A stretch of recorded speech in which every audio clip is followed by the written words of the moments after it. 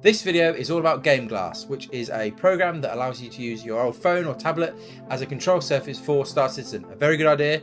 Star Citizen has got so many keybinds, so many controls, quite useful to offload some onto an extra screen. But it has been an interesting journey. A few things have gone a little bit wrong, a few teething issues and troubleshooting things have happened, but I'll talk you through that and what it is. Let's get into it. So GameGlass has been around for a while, but in the last week or so, CIG announced that they are officially partnering up and working together and creating some kind of official in-game shards, which is what they call the control surfaces. Here's a quick look at them. There's lots of different ones for different parts of the game, and actually, on the whole, design-wise, they kind of fit the Star Citizen vibe. They feel like they're from Star Citizen. It works well. The way you set it all up, you got to sign up for an account. You can use a free account to start off with, and you get access to the pilot shard, which is a very good way to just get in and see how you find it.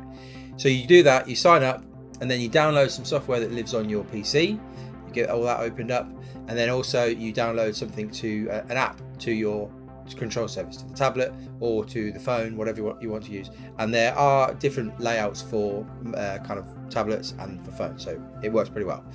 So you do that, you log into both using your account, and you go to the marketplace and make sure you select the shards that you want. You can actually buy the extra shards, the premium shards, which have all the different things like mining and social, all sorts of things like that.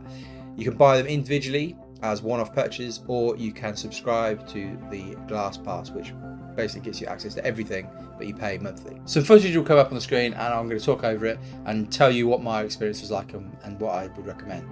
On the whole, I think this is really positive. I think in terms of immersion, our good Star Citizen word, it ticks a box.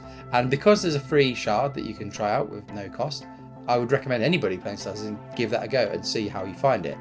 For me, being able to access things like the GameGlass and the star map with a quick tap on the screen somehow felt better than doing it on the keyboard.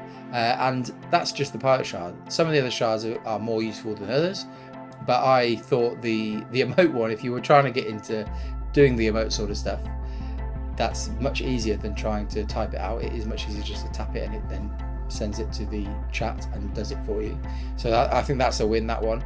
And I think the kind of combat one was good as well. And I think whether things like second seats and kind of co-pilots and things like that, there might be a place where things like your shields and all that sort of stuff would probably feel much more natural on this than on a keyboard, or trying to use your mouse to move the actual screens in game. So I think, yeah, this is obviously a start, and I think they'll probably keep developing and tie up their integration a bit tighter into the actual game. There's a few small bits that maybe aren't quite as good. The first thing to talk about is that my iPad Mini 2, which is a really, really old tablet, didn't perform particularly well. I don't think it was an issue with the processor or anything of the iPad. I think probably more to do with the Wi-Fi. So it just had a significant delay compared to my Pixel 3a, which isn't particularly new, but is a newer phone. So what I was going to probably suggest when I was starting this video was, if you've got an old tablet, just use that, and it's a great extra control surface. But actually, the delay between the button press and the response in the game was quite significant with an older tablet, so that might not be the best. You might actually need fairly recent hardware. The noise that it makes when you press, you can't seem to turn off. At least I can't make out to turn it off. I think it's annoying, and I think I'd love the option to be able to either reduce the volume or just turn it off completely. Another thing that maybe didn't go quite so well was just the setup process in general. I had to reinstall the software once to get it working in, and there was an issue with the servers at one point. The devs quickly fixed that. There's a really good Discord where they're able to fix that. And there was an issue on the marketplace website where I had to contact the devs again about, I just couldn't access some of the other shards, but that was an issue on their end, and they fixed that within a couple of hours. I think it was night time when I actually first called them for them, so they did well there. That's really a thumbs up. Development seems to be ongoing and good.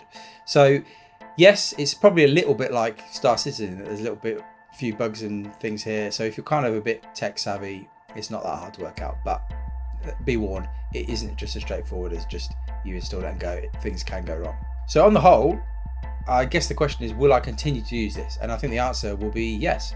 I've got a phone that's just sat on my desk normally, and if I could offload some of the controls, some of the things to the phone, and use that as well as my keyboard and mouse or joysticks, whatever combination I'm using, I think is a good thing, and I really like this. I think it's a good thing But like I say, it is a free to try thing, so everybody should probably just give it a go. If you like this sort of stuff, subscribe. If you like this video, give it a like, and you can now even support the channel, help me every month, and send money across the internet. What a wonderful thing. But that's enough for this one. I'll see you soon. Bye.